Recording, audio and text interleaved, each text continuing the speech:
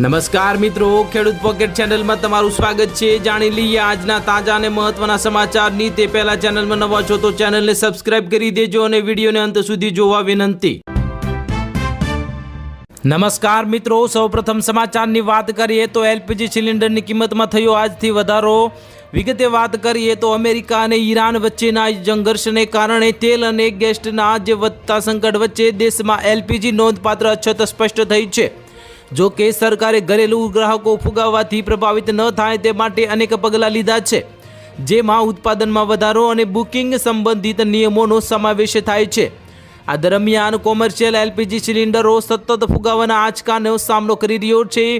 ત્યારે જાન્યુઆરીથી 19 કિલોગ્રામના commercial LPG સિલિન્ડરની કિંમત લગભગ બમણી થઈ રહી છે। 1 જૂન 2026ના રોજ સિલિન્ડરના ભાવમાં પણ વધારો કરવામાં આવ્યો છે મિત્રો, જેમાં દિલ્હીમાં પ્રતિ સિલિન્ડર ₹42નો વધારો કરવામાં આવ્યો છે। કોમર્શિયલ ગેસ સિલિન્ડરના ભાવમાં વધારાથી હોટલ, રેસ્ટોરન્ટ અને હવે અન્ય વ્યવસાયો પર પહેલાથી જ દુર્લભ બોજ વધ્યો છે। જો કે તેલ કંપનીઓએ પણ 14 કિલોગ્રામની ઘરેલું એલપીજી સિલિન્ડરની કિંમતમાં યથાવત રાખી અને રસોડાના બજેટને જાળવી રાખ્યું છે। ત્યાર પછીના મહત્વના સમાચારની વાત કરીએ તો આઈપીએલ ફાઇનલ બાદ હવે મોટી દુર્ઘટના। અમદાવાદમાં ગુજરાત ટાઇટન્સની ટીમ બસમાં લાગી ભયાનક આગ। વિગતે વાત કરીએ તો હવે ઇન્ડિયન પ્રીમિયર લીગ એટલે કે આઈપીએલ 2026ની ફાઇનલ મેચ બાદ રવિવારે મોડી રાત્રે અમદાવાદ એક મોટી અને આઘાતજનક દુર્ઘટના સામે આવી છે। રોયલ ચેલેન્જર બેંગલુરુ એટલે કે આરસીબી સામે ફાઇનલ મુકાબલામાં હારનો સામનો કર્યા બાદ હવે હોટેલ પરત ફરી રહેલી ગુજરાત ટાઇટન્સ એટલે કે જીટીની ટીમ હવે બસમાં અચાનક ભયાનક આગ ફાટી નીકળી હતી।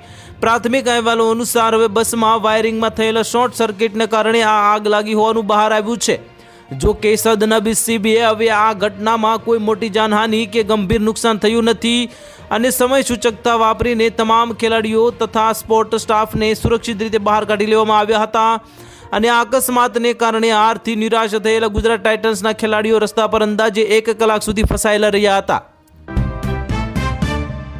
ત્યાર પછીના મહત્વના સમાચારની વાત કરીએ તો ગુજરાતમાં હાઈ એલર્ટ 3 વરસાદી સિસ્ટમ એકસાથે સક્રિય થઈ ગઈ।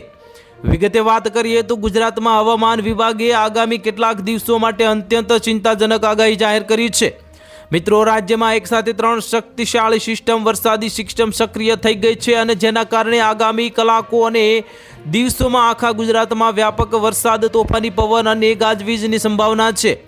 હવામાન વિભાગ અનુસાર ઉત્તર ગુજરાત, મધ્ય ગુજરાત, દક્ષિણ ગુજરાત તેમજ સૌરાષ્ટ્ર, કચ્છ સહિતના તમામ વિસ્તારોમાં ઓરેન્જ અને યલો એલર્ટ જાહેર કરવામાં આવ્યા છે। વરસાદ સાથે 50થી 60 કિલોમીટર પ્રતિ કલાકની ઝડપે તોફાની પવન ફૂંકાઈ શકે છે, જેના કારણે વૃક્ષો ધરાશાયી થવા, વીજળી પડવા અને નીચાણવાળા વિસ્તારોમાં પાણી ભરાવાની આશંકા છે।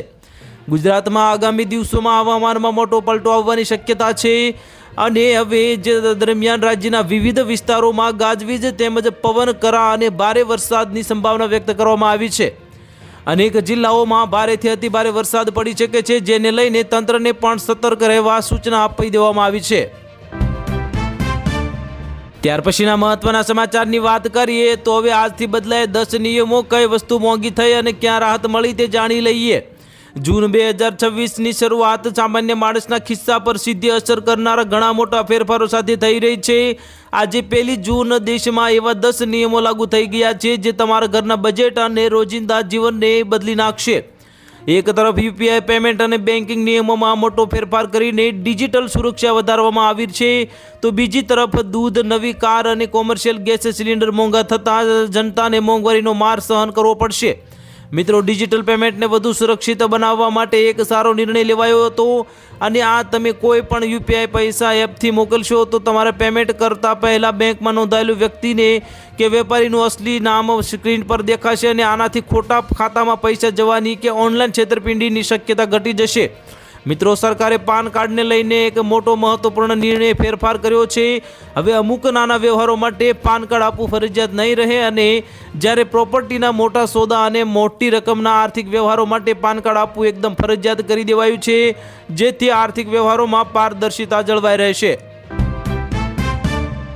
ત્યાર પછીના મહત્વના સમાચારની વાત કરીએ તો સરકારે રૂપિયા પરની આયાત ડ્યુટીને નાબૂદ કરતા કપાસ પકવતા ખેડૂતો થયા નાખુશ।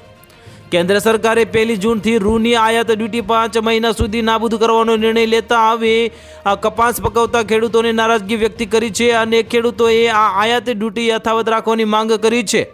વિશ્વ બજારમાં સ્પર્ધાત્મક રહેવા માટે આયાત ડ્યુટી ચાલુ રાખવાની સરકારે રજૂઆત કરાઈ છે। મિત્રો, દેશમાં કપાસ ઉત્પાદનના અત્યાર સુધી ગુજરાત પ્રથમ ક્રમે હતું, જે કપાસના ઉત્પાદન ધીમે ધીમે ઘટતા મહારાષ્ટ્ર પ્રથમ ક્રમે જઈ રહ્યું છે।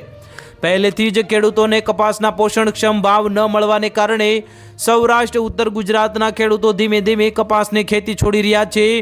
તો મિત્રો, ગત વર્ષે પણ 2 લાખ હેક્ટર જમીનમાં કપાસનું વાવેતર ઘટ્યું હતું, ત્યારે ખેડૂતોએ કસ્ટમ ડ્યુટી નાબૂદ કરાતા ખેડૂતોને મોટી નુકસાન જવાની ભીતિ વ્યક્ત કરી છે। હાલ રાજ્યમાં ધીમે ધીમે કપાસનું ઉત્પાદન ઘટ રહ્યું છે અને ત્યારે વિદેશમાં કપાસની આયાત થશે તો હવે આ ખેડૂતોને નુકસાન જશે અને હાલ સરકારે રૂની આયાત ડ્યુટીને ઓક્ટોબર સુધી નાબૂદ કરવાની જાહેરાત કરી દીધી છે, જેનાથી બેઝિક કસ્ટમ ડ્યુટી તેમજ એગ્રીકલ્ચર ઇન્ફ્રાસ્ટ્રક્ચર એન્ડ ડેવલપમેન્ટ સેસને 5 મહિના માટે નાબૂદ કરી દેવામાં આવ્યો છે।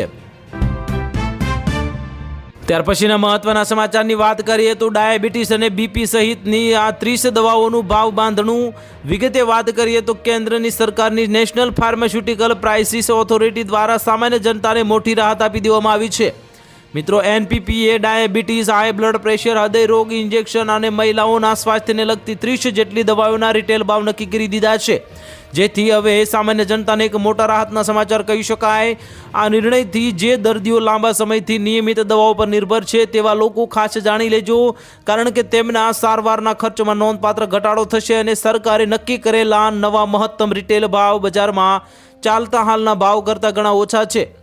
ઉદાહરણ તરીકે હાર્ટના એટલે કે હૃદયના દર્દીઓ માટે વપરાતી એટોવર્સ્ટેસ્ટીન અને ફેનોફાઇબ્રેટ કોમ્બિનેશનની અંદાજિત બજાર કિંમત 31 રૂપિયા છે, જે ઘટાડીને 18.5 રૂપિયા કરવામાં આવી છે।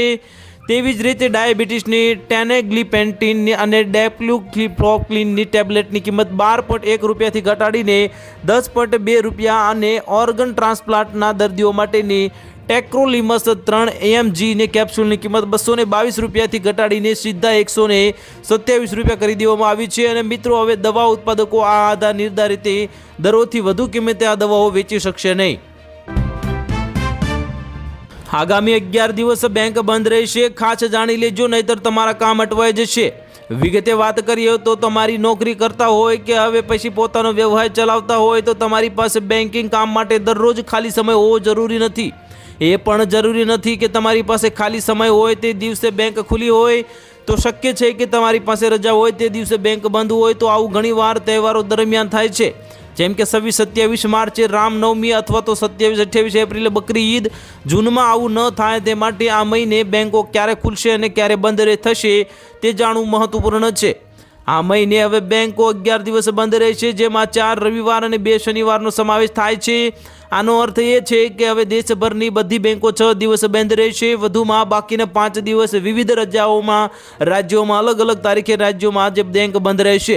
મિત્રો, જો કે આ 5 દિવસોમાં બેંકો દરેક જગ્યાએ બંધ રહેશે તે જરૂરી નથી, કારણ કે બેંકો ફક્ત અસરગ્રસ્ત રાજ્યો અને શહેરોમાં જ બંધ રહેશે અને તમે ખાસ જાણી લેજો, નહીતર તમારા બેંકોનું કામ અટવાઈ જશે।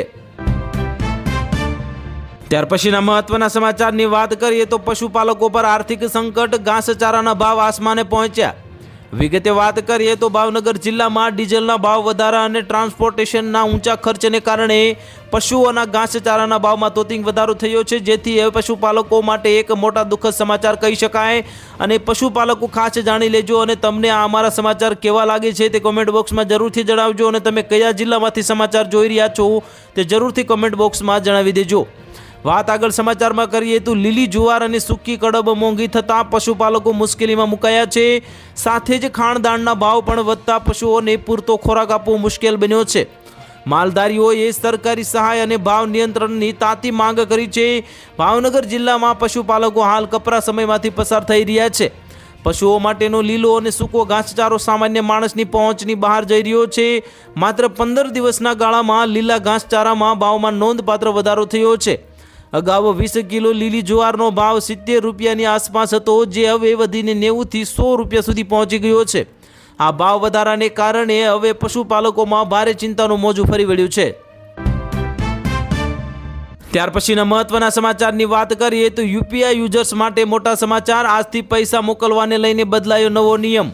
વિગતે વાત કરીએ તો જો તમે પણ રોજિંદા જીવનમાં ચાની દુકાનથી લઈને મોટા શોપિંગ મોલ સુધી ચૂકવણી કરવા માટે યુપીઆઈનો ઉપયોગ કરો છો તો આ સમાચાર તમારા માટે ખૂબ જ મહત્વપૂર્ણ છે. ખાસ જાણી લેજો, કારણ કે national payments corporation of India એટલે કે એનપીસીઆઈ દ્વારા 1 જૂનથી એટલે કે આજથી જ યુપીઆઈ પેમેન્ટ સિસ્ટમમાં કેટલાક મોટા ફેરફાર કરવામાં આવ્યા છે. આ નવા નિયમો ખાસ જાણી લેજો, કારણ કે આ નિયમોનો મુખ્ય ઉદ્દેશ ઓનલાઈન ટ્રાન્ઝેક્શન દરમિયાન થતી છેતરપિંડી, આ ફ્રોડ રોકવાનો અને ભૂલથી પણ ખોટા ખાતામાં પૈસા ટ્રાન્સફર ન થઈ જાય તે સુનિશ્ચિત કરવાનો છે. કારણ કે અત્યાર સુધી જ્યારે તમે કોઈ QR કોડ સ્કેન કરતા હતા અથવા યુપીઆઈ આઈડી નાખીને પેમેન્ટ કરતા હતા ત્યારે સ્ક્રીન પર માત્ર તે વેપારીનું ટ્રેડ નેમ જેમ કે દુકાનનું બોર્ડ કે બિઝનેસનું નામ અથવા તો યુપીઆઈ આઈડી દેખાતું હતું. પરંતુ આજથી જે લાગુ થયેલા નવા નિયમ મુજબ હવે પેમેન્ટ કન્ફર્મ કરતા પહેલા ગ્રાહકની સ્ક્રીન પર તે બેંક ખાતા ધારકનું નામ પણ દેખાશે. ત્યાર પછીના મહત્વના સમાચારની વાત કરીએ તો ગુજરાતમાં સોગંદનામાના નિયમો બદલાયા. સરકારે લીધો મોટો નિર્ણય. વિગતે વાત કરીએ તો ગુજરાતમાં સરકારી સેવાઓ મેળવવા માટે હવે નાગરિકોને વારંવાર જુદા જુદા લખાણવાળા એફિડેવિટ કરાવવાની પડતી મુશ્કેલીનો જે અંત લાવવા માટે ગુજરાત સરકારે એક મહત્વપૂર્ણ નિર્ણય લીધો છે, જે હવે તમે ખાસ જાણી લેજો. કારણ કે આ નિર્ણય તમારે ખાસ જાણવો જરૂરી છે, કારણ કે મુખ્યમંત્રી ભૂપેન્દ્ર પટેલના નેતૃત્વ હેઠળ રાજ્યમાં નાગરિક સેવાઓને વધુ સરળ અને પારદર્શક બનાવવા માટે હવે એક કાયદા વિભાગે રાજ્યવ્યાપી સ્વીકાર્ય યુનિવર્સલ એફિડેવિટનું નવું ફોર્મેટ જાહેર કર્યું છે.